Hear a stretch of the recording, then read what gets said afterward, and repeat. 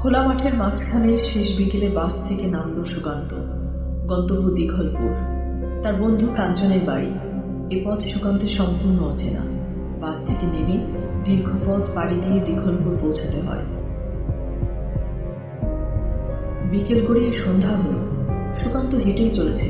নির্জন পথে হাঁটতে হাঁটতে সন্ধ্যার অন্ধকার আরো ঘন। একসময় সে প্রবেশ করল শুনশান বাঁশঝাড়ের বনে। অশরীরী বাঁশঝাড়ের গা কাটা দিয়ে ওঠে।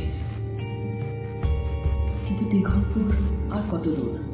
হঠাৎ সে আরো ঘন জঙ্গলে প্রবেশ করল। চারদিকে ধোঁয়া ধোঁয়া অন্ধকার, হিমশীতল ঠান্ডা। সেই বনে থাকে এক যাত্রীর পেতনি, বহু রূপসী। হঠাৎ সুকান্ত দেখল নীল শাড়ি পরা এক বৃদ্ধাকে। কে ওখানে? কে? আচ্ছা, দীঘলপুর কি এই পথে? সেই বিকেল থেকে হাঁটছি, এখন সন্ধ্যা গড়িয়ে চলল। কাঞ্চন আমার বন্ধু, ওর বাড়ি দীঘলপুর। দীঘলপুর? এই পথ তো দীঘলপুরের নয়, তুমি ভুল পথ ধরেছ। এই পথে কাঞ্চন নামে কেউ নেই। না, তুমি মনে হয় চিনতে পারবে, এটাই দীঘলপুরের পথ। দীঘলপুরের পথে জোনাক জলে, দীঘলপুরের পথে শীতল বাতাস মন জুড়িয়ে দেয়।